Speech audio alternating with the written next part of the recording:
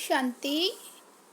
30 जून 2023 की साकार मुरली है। बाबा बोले, मीठे बच्चे, इस पुरानी दुनिया, पुराने मांडवे से अब दिल हटा लो। तुम्हें बाप के पास वापस जाना है, इसलिए घर को याद करो।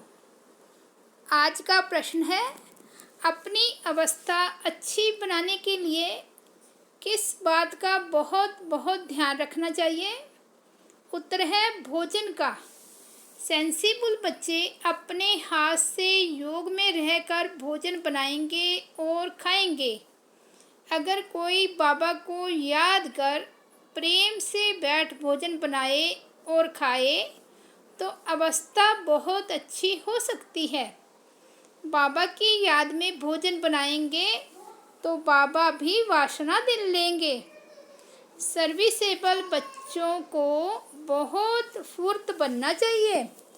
हर प्रकार की सेवा अपने हाथ से करनी है। गीत बजा है, मुझको सहारा देने वाले, दिल कहे तेरा शुक्रिया। ओम शांति। बच्चों प्रति बाप बैठ समझाते हैं।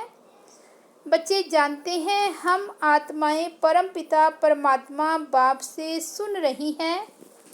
आगे सत्संगों में तुम ऐसे नहीं समझते थे कि हम आत्माएं परमपिता परमात्मा से सुन रही हैं। यहाँ बच्चे बाप के और बाप बच्चों के सन्मुख है। बाप निराकार है और आत्मा भी निराकार है ना। कितने ढेर के ढेर बच्चे हैं। यह बाप बिगैर और कोई कह ना सके। जो बाप के सन्मुख ब्राह्मण ब्राह्मणियाँ हैं उनको ही बाप बैठ समझाते हैं। तुम जानते हो इस समय सब पाप आत्माएं हैं। यह कोई पुण्य आत्माओं की दुनिया नहीं है। पुण्य आत्माओं की दुनिया सतयुग को कहा जाता है। अभी तुम बच्चों को बेहद का बाप राजयोग सिखला रहे हैं।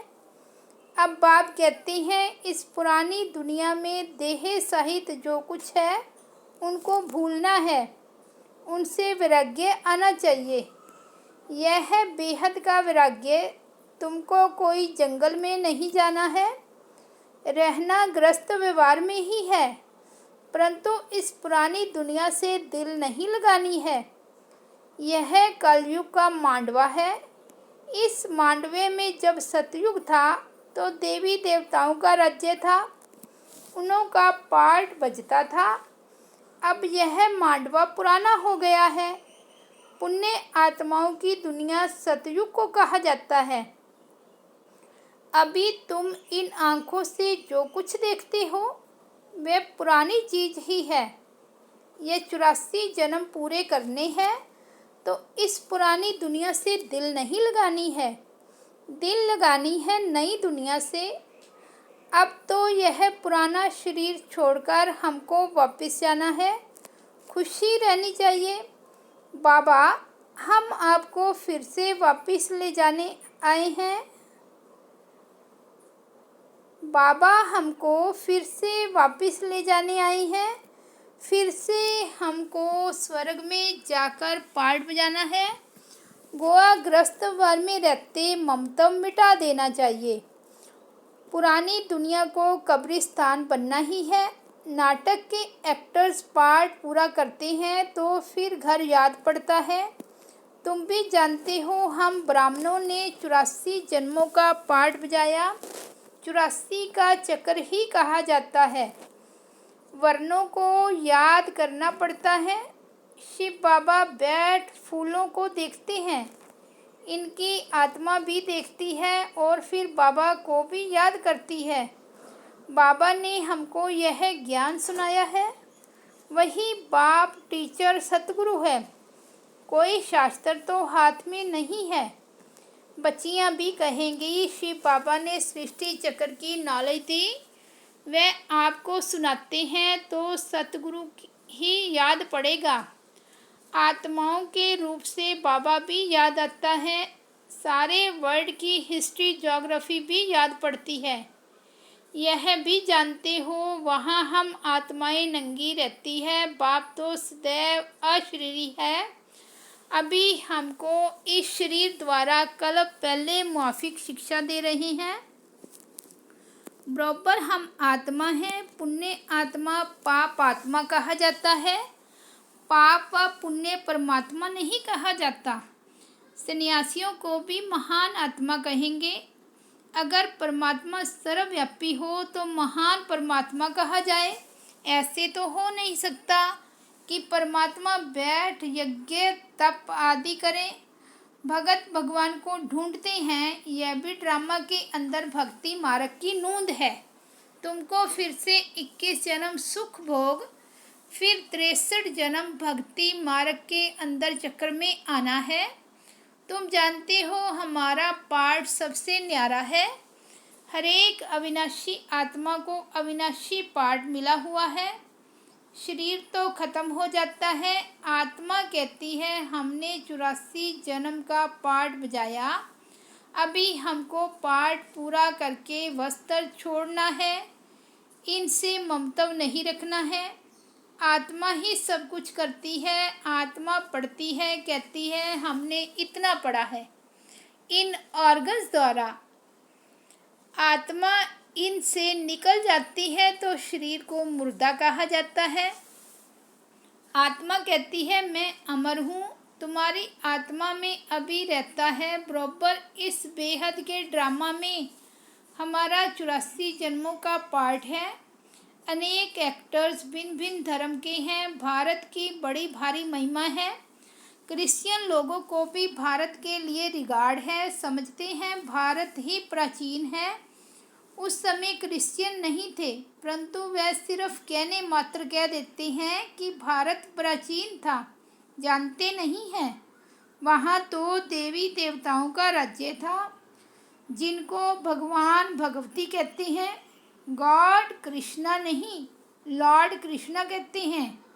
श्री कृष्ण के अथवा देवताओं के बहुत पुराने चित्र मांगते हैं, क्योंकि फिर भी सबके बड़े हैं ना देवी देवताएं। भारत की बड़ी महिमा है। गीता में अगर नाम न बदलते तो सब जानते कि हम मनुष्य आत्माओं के बाप का यह भारत खंड जन्म स्थान है। शिव के मंदिर तो जहाँ तहाँ हैं। पतित पावन बाप पति दुनिया में ही आकर सबको पावन बनाते हैं, तो ऊंच हुआ ना। महिमा भी होती है शिवाय नमो। तुम मात पिता हम बालक तेरे, तुम ज्ञान के सागर हो। तुम्हारी गतमत न्यारी है। तुम्हारी महिमा अपरम अपार है, परंतु फिर उनको भूल जाते हैं। इसलिए भारत की महिमा उड़ गई है। अब बच्चे बाहर विलायत में जाएंगे तो उन्हों को समझाना है सब आत्माओं का बाप व निराकार है। तुम गॉड फादर को पुकारते हो, परंतु वह कब आते हैं यह पता नहीं है। वह यूरोपवासी यादव भी जानते हैं। हमने यह जो मुसल बनवाए हैं, इनसे जरूर हम अपने कुल का विनाश करेंगे। महाभारत लड़ाई मशहूर है। सामने मौत खड़ा है। भारत प्राचीन है तो उसके मददगार भी बहुत बनते हैं। समझते हैं भारत बहुत धनवान था। इतना तो खजाना था जो बाद में मुसलमानों ने हीरे मनियों आदि लेकर जाकर कब्रों में लगाई हैं। बच्चे जानते हैं बराबर भारत में देवी देवताओं का राज्य था। अभी हम फिर से वह राज्य ले रही हैं। सिवाय योग बल के कोई विश्व का मालिक बन न सके। क्रिश्चियन लोग हैं एक ही धर्म के, फिर भी आपस में लड़कर अपने कुल का विनाश कर देते हैं। यादव कुल वाले मुसलों द्वारा आपस में लड़ते हैं। यह जानते हैं कि बम से सारी दुनिया ही उड़ जाएगी, हम राज्य कर नहीं सकेंगे। तुम जानते हो 2 बंदर लड़ेंगे, मक्खन बीच में हमको मिल जाएगा। तुम पुरुषार्थ कर रहे हो। अब तुम बच्चों को इस पुरानी दुनिया से वैराग्य आना चाहिए, क्योंकि जानते हैं यह सब खत्म होने वाले हैं। याद एक बाप को करना है। कब्रिस्तान को क्या याद करना है? कब्रिस्तान खत्म हो फिर परिस्तान बनना है। नहीं तो सतयुग में इसी ही भारत में हीरे जवाहरातों की खानियाँ थी, अब तो सब खत्म हो गई हैं। बच्चों ने साक्षात्कार किया है कैसे विमानों में सोना आदि ले आते हैं। वह सृष्टि ही नई बन जाएगी। वहाँ कितने अच्छे अच्छे फल फूल होते हैं। हर एक चीज़ वहाँ अच्छी होती है। गंध करने वाले व दुख देने वाली कोई चीज़ होती ही नहीं, इसलिए उनको स्वर्ग कहा जाता है। तो अब एक ही साजन सब सजनियों को ले जाने आए हैं। शरीर तो सबके यहाँ खलास हो जाएंगे। यहाँ होलिका आदि सब यहाँ के उत्सव हैं, परंतु उनके महत्व का यथार्थ किसको पता नहीं है। रक्षाबंधन का भी उत्सव है, रावण को जलाने का भी उत्सव है। बाबा ने समझाया है सारी सृष्टि इस समय रावण का घर है। सब शोक वाटिका में है। कितने दुखी हैं, तो सबसे ममता मिटा देना चाहिए। अभी हम वापस घर जा रहे हैं, घर को ही याद करना है। सतयुग में जब शरीर बूढ़ा होगा तब समझेंगे अब यह पुराना शरीर छोड़ नया लेते हैं।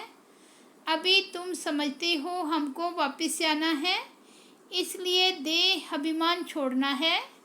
दुनिया इन बातों को नहीं जानती है। कह देते आत्मा सो परमात्मा, परमात्मा सो आत्मा। बाप समझाते हैं यह झूठ है। अगर भगत ही भगवान है तो फिर भगवान को क्यों याद करते हो? पतित पावन तो एक निराकार बाप गाया हुआ है। कहते हैं मुझे पतित दुनिया में ही आना पड़ता है, फिर इनको और तुम सब बच्चों को पावन बनाता हूँ। सारी दुनिया को पावन बनाकर वापस ले जाता हूँ। वहाँ परम धाम में सब आत्माएं पवित्र ही रहती हैं। फिर यहाँ सतो रजो तमो में पास कर अंत में पतित बन पड़ी है। यह है सबका अंतिम जन्म। लक्ष्मी नारायण भी अब अंतिम जन्म में हैं। पतित पावन एक ही बाप है। इस सृष्टि चक्र को समझना बहुत सहज है। माताएं भी इस गोले पर अच्छी रीति समझा सकती हैं। इसमें सिर्फ बुद्धि की समझ चाहिए। चित्र पर समझाना बहुत सहज है। बाप बिगर यह नॉलेज कोई समझा नहीं सकता, और कोई के पास यह चित्र है नहीं। इन चित्रों का बहुत बहुत मान होगा।